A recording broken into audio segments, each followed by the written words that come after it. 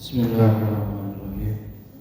Assalamualaikum warahmatullahi wabarakatuh. Innal hamdalillah nahmaduhu wa nasta'inuhu wa nastaghfiruh wa na'udzu billahi min shururi anfusina wa min sayyiati a'malina. May yahdihillahu fala mudilla lahu wa may yudlilhu fala hadiya lahu.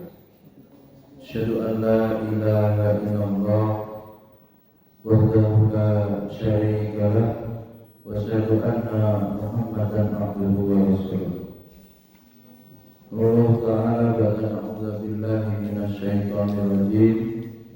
Bismillahirrahmanirrahim. Ya ayyuhalladzina amanu taqullaha haqqa tuqatih wa la tamutunna illa wa antum muslimun. Qala Rasulullah sallallahu alaihi wasallam, ittaqillah hisma kunta asbi sayyi'atal hasanata taquha khaliqin nasa bikhuluqin hasanin. Amma ba'du.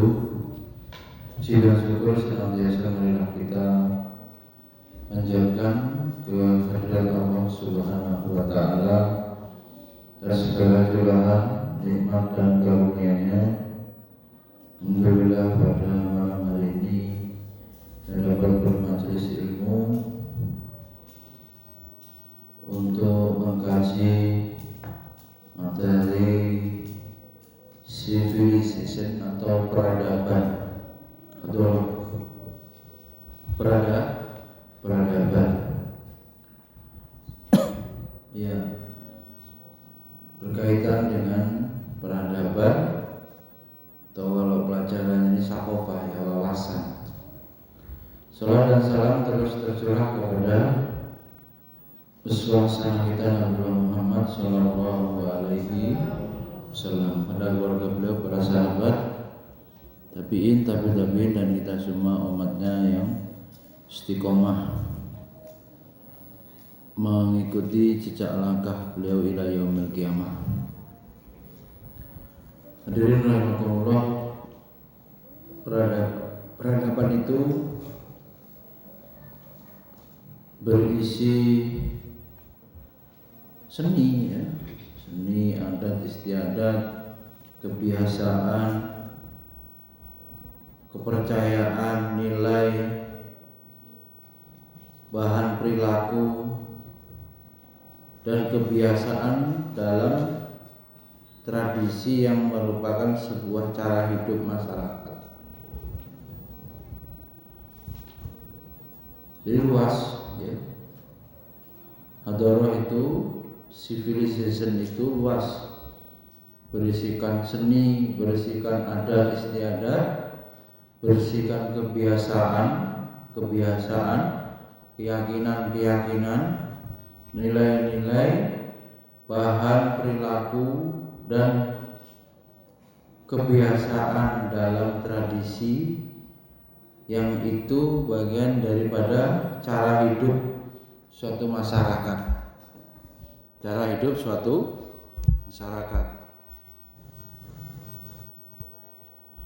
Ada 4 ya komponen atau elemen dari peradaban. Pertama ada sumber daya ekonomi. Ada 4 elemen peradaban. Pertama sumber daya ekonomi. Kedua sistem politik ya. Ketiga tradisi moral. Keempat iptek dan budaya atau seni.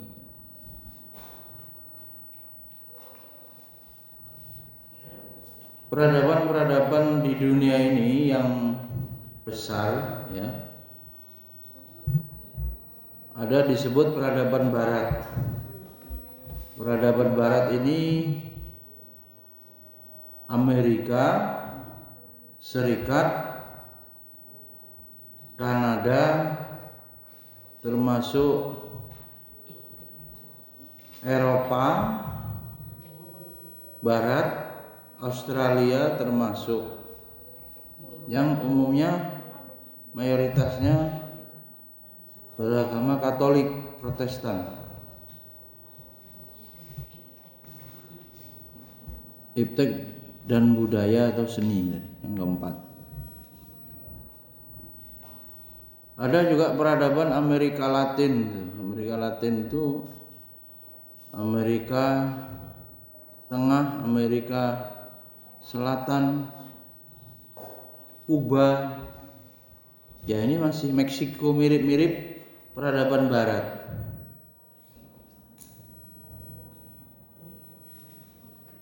Kemudian juga ada istilahnya dunia timur, peradaban timur itu campur, ada peradaban Buddha, Cina, Tiongkok, Hindu dan Jepang. Tuh. Untuk sudah belajar ini apa? IPS, belajar apa? PKN. Nah, dunia Muslim Timur Tengah dan Afrika. Timur itu kemudian yang Muslim ya Timur Tengah, Albania, Bangladesh, Brunei, termasuk kita Indonesia, Malaysia, Pakistan. Ini peradaban Muslim Timur, orang Timur disebutnya. Satu lagi ada peradaban besar, peradaban yang dinamakan Afrika, ya, peradaban Afrika. Ya, negara Afrika Tengah, Afrika Timur, ya. Lah kita ya harus memahami hadarah Islamiyah atau peradaban Islam itu, supaya wawasan kita luas. Dr. Mustafa Hilmi berkata dalam kitabnya Aqidatul Islamiyah wal Falsafatil Gharbiyah, beliau menjelaskan apabila kita bandingkan sebagaimana yang telah dilakukan Muhammad Asad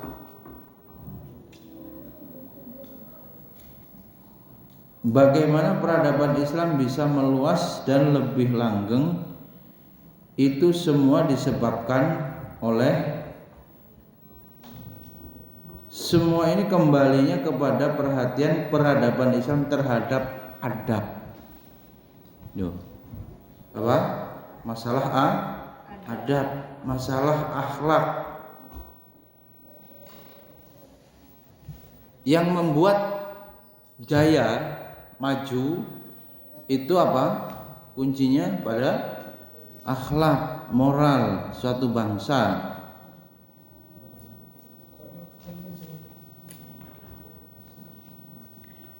Dan yang paling terbukti kekal ya tidak tergoyahkan itu manakala menyandarkan konsep adab akhlak dalam Islam yang bersumber kepada Al-Quran dan Sunnah. Terus santri, peradaban bisa terus sukses maju jaya itu bila mana akhlak moralnya tinggi dan itu didasari oleh apa? Al-Quran dan hadis. Lampu terasnya mati. Hidupin. Hah? Hadirin ya. Apa tadi kuncinya? Akhlak mulia. Yang akhlak itu bersumber kepada Al-Quran dan Sunnah. Itulah yang menyebabkan peradaban Islam ya kemudian bisa eksis bahkan sukses maju. Unggulnya itu di konsep akhlaknya itu. Nah, apa saja tiang-tiangnya? Nih, tiangnya apa? Pilar supaya tegak. Ya, supaya negara itu peradabannya unggul. Pertama, ilmu.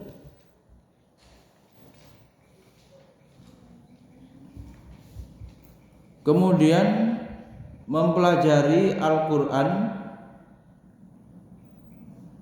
dan hadis. Tadi Lutfi sudah mulai ngapal hadis lagi, Bi. Sudah hafal berapa totalnya dari 56? Lutfi. Pendek-pendek.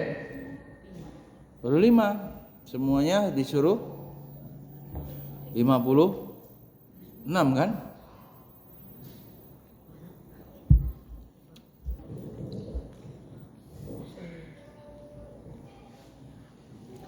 Berarti kalau kita ingin menegakkan peradaban Islam yang unggul, yang maju jaya, apa tadi pilarnya? Ilmu. Budayanya, tradisinya adalah belajar. Kemudian menghidupkan Al-Quran, diantaranya dengan menghafal, mentadaburi, mengamalkan. Kemudian juga menghidupkan hadis. Apa tadi itu? Tahfiz hadis.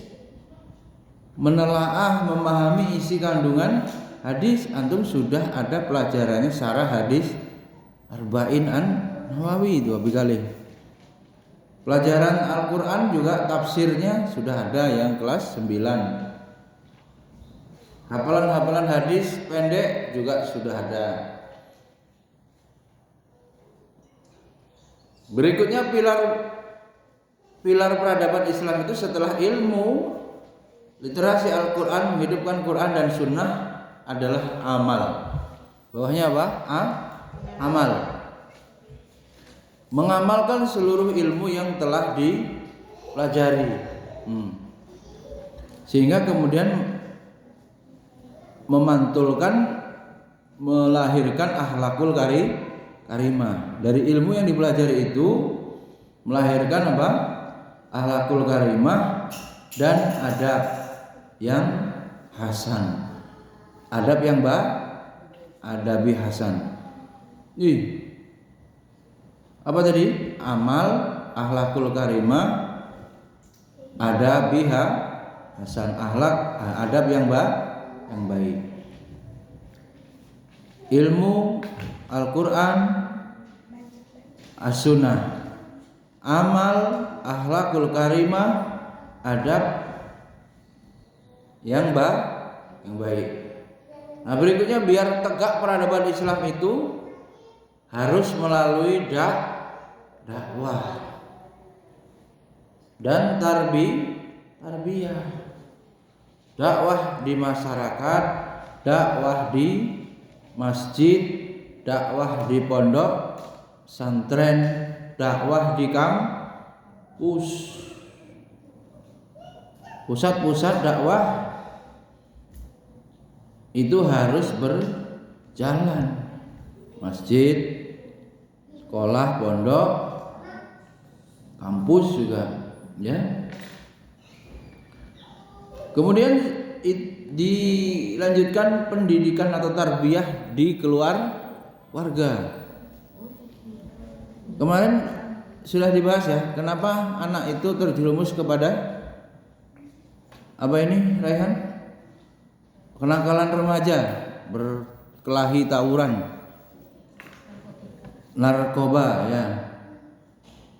Terjerumus pada pergaulan bebas. Kenapa itu bisa terjadi? Karena pergaulan. Iya.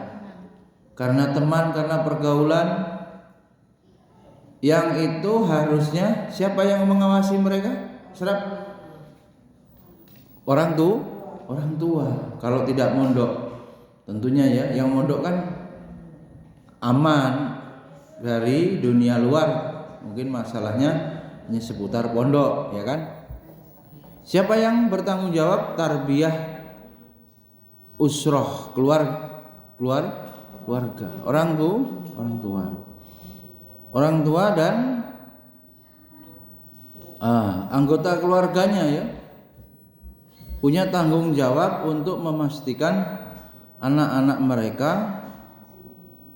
dalam keadaan yang baik, pergaulannya tidak sampai terjerumus.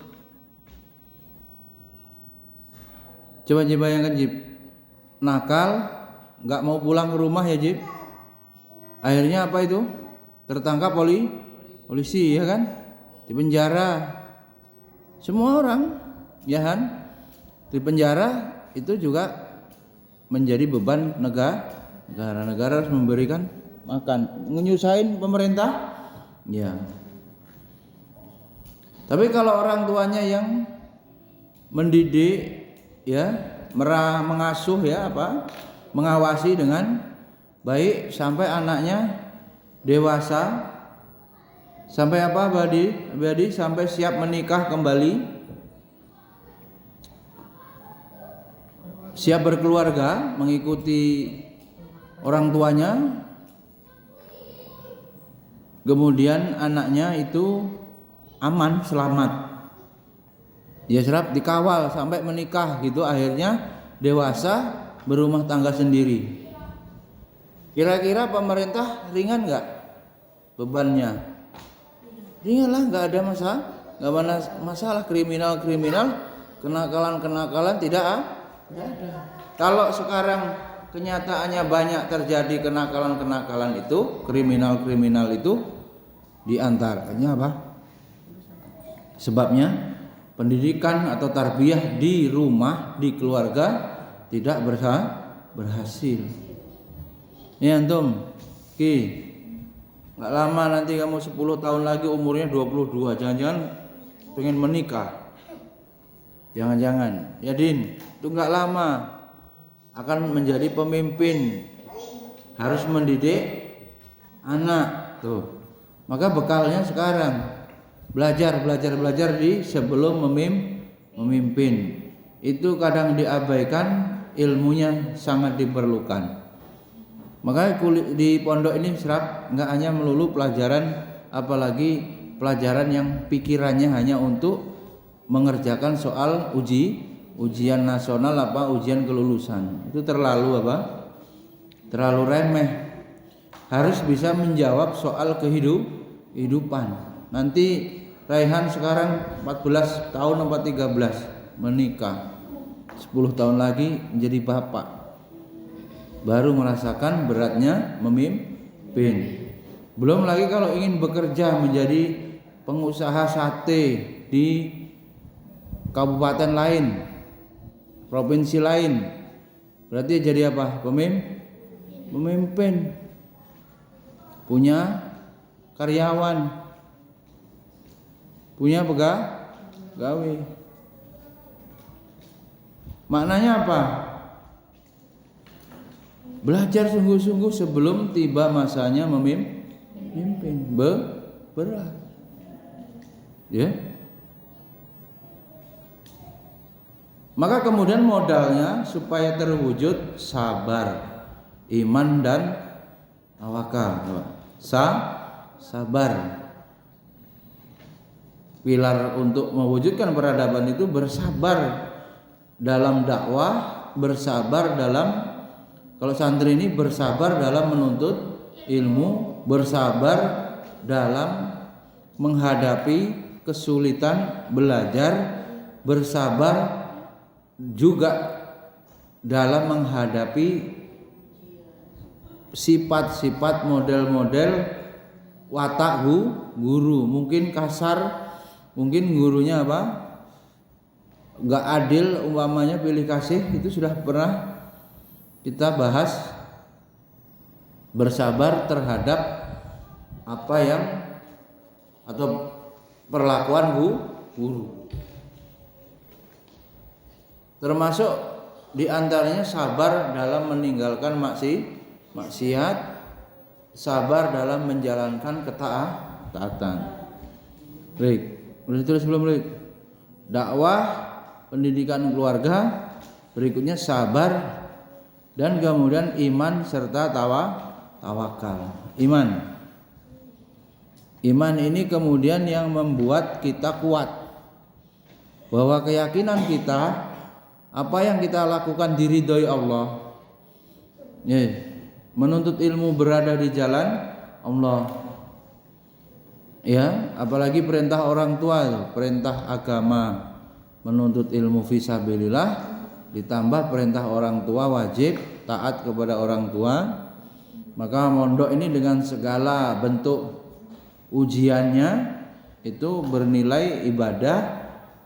Iman kita meyakini seperti itu sehingga tidak ada masalah, baik-baik saja, nikmati ya benar, jalani dan terus istiqomah, yang mana nantinya diharapkan ilmunya menjadi ilmu yang nafi, ilmu yang bermanfaat atau mendapatkan barokah,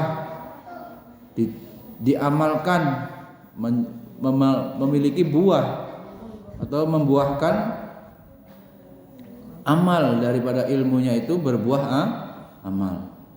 Berikutnya masa depan setelah usaha antum ya santri, belajar, bertawakal, menyerahkan diri kepada Allah urusannya. Setelah berusaha, hasilnya kita kembalikan kepada Allah. Hadirin Allah, ya, iman, kemudian juga tawakal. Kemudian juga ada takwa ya. Takwa itu takut. Takwa itu apa? Takut, senantiasa takut kepada Allah. Muraqabatullah, senantiasa merasa diawasi oleh Allah.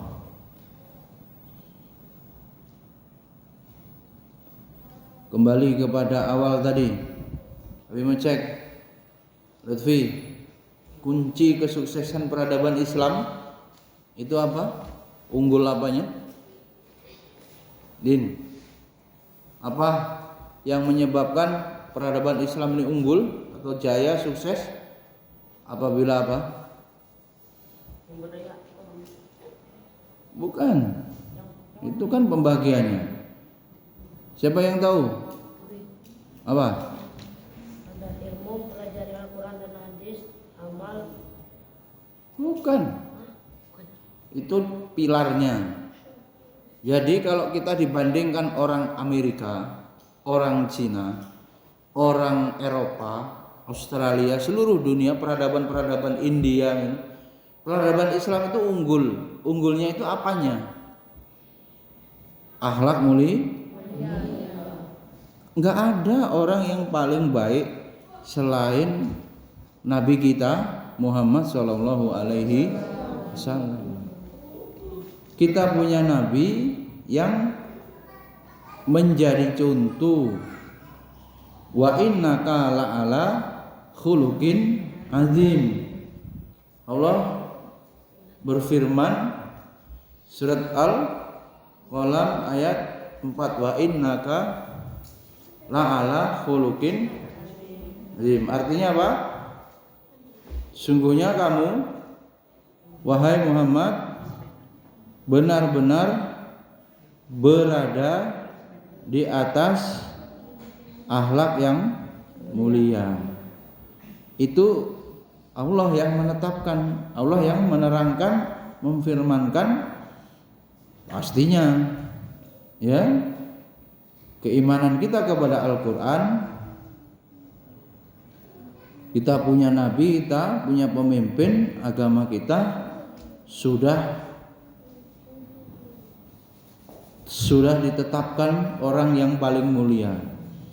Bahkan istri Nabi kita ditanya, Bunda Aisyah radhiyallahu anha, seperti apa Rasulullah, punya akhlak atau akhlak Rasul seperti apa? Akhlak Rasul dijawab kana khuluquhul Quran. Akhlak Rasul itu seperti Al-Quran. Berarti apa? Manusia paling mulia. Manusia paling sempurna akhlaknya. Bergelar apa Rasul kita Al-Amin, orang yang terpercaya. Nabinya seperti itu, mulia, ajarannya terbawa, mulia, maka umatnya yang mengamalkan peradabannya unggul, mulia, tersebab akhlaknya yang mulia. Atau adab-adab yang baik. Itu mungkin kita kalah teknologi, banyak penemuan itu orang barat, bukan dari orang Islam sekarang ini teknologi. Tapi teknologi tanpa iman, ya, kehancuran. Peradaban barat itu tinggal nunggu hancur karena tidak ditata dengan akhlak. Kalau Abi katakan akhlak sebagai puncak, memang diutusnya Rasul untuk menyempurnakan akhlak. Nah, akhlak mulia itu bisa terwujud pasti akidahnya apa? Kuat, kokoh, kemudian ibadahnya sahih, pasti itu. Ya, tidak mungkin bisa berakhlak mulia kalau tauhidnya rusak atau syirik. Imannya lemah, nggak mungkin. Jadi kalau akhlaknya mulia pasti ibadahnya benar, akidahnya juga benar. Jadi kalau ada santri yang akhlaknya tercela, mazmumah, suul adab, berarti gimana? Kita bisa lihat sholatnya aja masih nggak khusyuk, suka main-mainan, lirik-lirikan, miring-miring, ya. Ya, ada yang lucu, ada yang ketawa-ketawa, gitu. Pandangan matanya jelalatan. Sholatnya belum benar. Atau kemudian ibadah yang lain, puasanya cuman puasa menahan lapar dan haus, puasanya orang awam. Qiyamul lailnya, ibadah sunnahnya kepaksa terus. Menghafal Qur'annya karena takut diomelin guru. Jadi beribadahnya itu belum benar. Kemudian lebih dasar lagi pondasi akidahnya bermasalah tuh. Kalau dia tahu Allah melihat, antum sudah balik, seluruh amalannya dihisab dan akan dipertanggungjawabkan di hadapan Allah sendiri-sendiri nanti. Maka antum tidak berani berbuat maksiat, tidak berani melanggar peraturan pondok, tidak berani berdurhaka kepada guru karena Allah Maha mengetahui. Nah, ini berarti kan masalah akidahnya nih begini. Jelas masalah semua keyakinannya rusak, ya, atau lemah imannya, sehingga dia berani melanggar, berani melawan guru. Apa tadi kehebatan atau kesuksesan peradaban Islam pada aspek apa? Akhlak mulia. Sebab Nabi adalah orang yang paling berpengaruh, ya, orang yang paling mulia, berpengaruh nomor 1 tokoh, ya. Itu dituliskan seluruh dunia ini, Nabi kita itu orang yang berpengaruh nomor 1. Karena apa? Suksesan Nabi adalah orang yang paling mulia. Lah bagaimana sekarang ini terpuruk peradaban Islam, tertinggal, bahkan hancur? Kenapa itu? Sebabnya, perhatikan, sebab hancurnya peradaban pertama menghancurkan keluarga. Nih, tadi sudah tergambar ya, Raihan. Orang tua yang tidak berhasil mengawasi mendidik anaknya akhirnya apa? Nakal, terjerumus kepada kriminal, hancur kan? Hancur, anak itu hancur, tapi terus berkembang, umur bertambah, tetap juga dia berkeluarga. Jadi perhatikan, nanti dia punya anak, berarti cucunya dari orang tuanya ini punya cucu yang juga berkualitas buruk. akhlaknya buruk nanti, bahkan bisa jadi nurun orang tuanya lagi berbuat kriminal. Naudzubillah kalau memang berzina ya, zina, yang berzina itu seperti hutang. Lebih ngeri lagi. Kalau bapak ibunya berzina, nanti anaknya akan membayar hutangnya dengan berzina juga. Itu ngeri. Hancurkan keluarganya dengan diantaranya caranya membuat ibu-ibu rumah tangga itu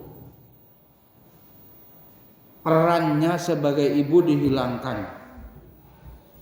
Gimana Lutfi? Disuruh bekerja, ibunya itu harus mendidik, menyusui, kalau dari kecil merawat anaknya ya Jib, tapi dia disuruh berkarir, bekerja. Jadinya apa anaknya itu? Jadi anaknya bisa dititipin pembantu, tidak diajar oleh ibunya yang pintar karena ibunya sibuk bekerja, peran-peran mendidiknya digantikan oleh babysitter, digantikan oleh apa? Pembantu. Jadi anaknya coba peran dari ibunya itu dipindahkan kepada orang lain. Di situ caranya. Ya antum nanti kalau punya istri, bagaimana yang benar? Istri antum nanti harus di rumah mengurus anak, mendidik anak supaya anak antum nantinya besarnya jadi orang yang benar. Resiko ini. Di sini sudah menjadi teori sebab penghancur peradaban itu hancurnya keluarga muslim. Hancurnya keluarga muslim itu dimulai dengan menghilangkan peran ibu. Ibunya sibuk bekerja, terus ibunya tidak mau berterima kasih atau merasa cukup dari uang belanja suaminya. Jadi anaknya tidak diurus. Ditulis belum? Apa sebab penghancurnya tadi?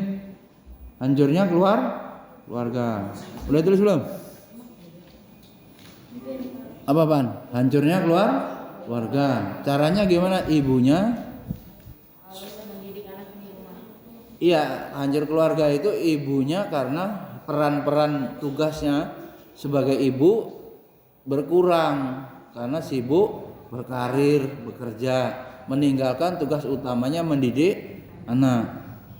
Bisa dibayangkan berarti anaknya besar dan menjadi orang tua lagi pada akhirnya nanti dengan ilmu yang atau dengan kerusakan dari didikan orang tuanya yang diserahkan orang lain tadi, bukan ibu kandungnya yang mengasuh, yang mendidik. Rusak peradaban yang kedua sebabnya hancurkan pendidikan.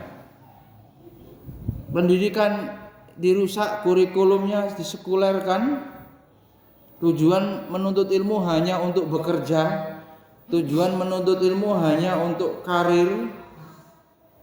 Jadi bergeser dari tujuan menuntut ilmu yang sesungguhnya mencari hidayah, ma'rifatullah ini bergeser urusannya nilai ijazah untuk mencari kerja, kuliah ya cuma sekedar cari kerja, nggak pengen memastikan dirinya sebagai hamba Allah sudah menjadi hamba Allah yang benar, taat atau belum. Bahkan kemudian caranya juga guru ini dirusak dengan cara peran-perannya. Guru direndahkan, profesi guru ini banyak diisi oleh orang-orang yang bingung cari kerjaan, bukan orang jenius, bukan orang cerdas yang menjadi guru. Lalu bisa dibayangkan kualitas guru itu rendah, dia menjadi guru. Berikutnya apa?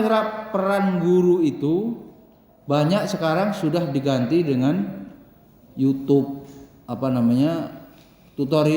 tutorial. Akhirnya hanya ilmu yang didapat, tapi adab, penanaman adab, nilai-nilai tidak ada, karena dia video kan, tidak bisa memberikan nasihat sesuai dengan mungkin kesalahan atau kenakalan santri, nggak tahu. Namanya juga video guru tutorial gitu kan. Jadi peran guru ini semakin dikurangi. Diganti apa? Aplikasi, diganti apa? YouTuber ini. YouTube diganti apa lagi? Google ya. Google.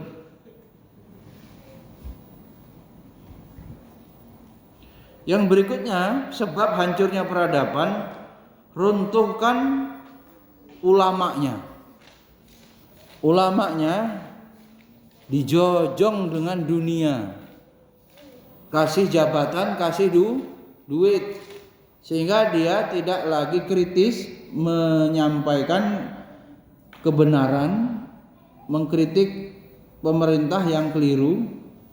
Dia mulutnya udah disumpal, ibaratnya sudah makan atau kebanyakan makan uang pemerintah. Ulama loh ya, nggak independen. Akhirnya kredibilitas ulama itu jatuh, rakyat yang awam jadi korban fatwa misalnya. Hancurkah peradaban itu? Hancur. Kalau yang haram kemudian dihalalkan, loh, al-haq dicampur dengan kebatilan, selesai.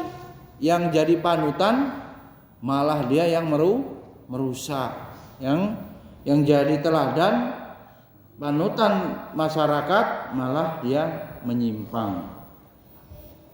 Itu sebabnya ada 3 ya: hancurkan keluarga, hancurkan pendidikan, jatuhkan kehormatan ulama, ya, sibukkan ulama itu dengan urusan dunia, kasih materi, duit, nanti dia tidak berani menyuarakan kebenaran.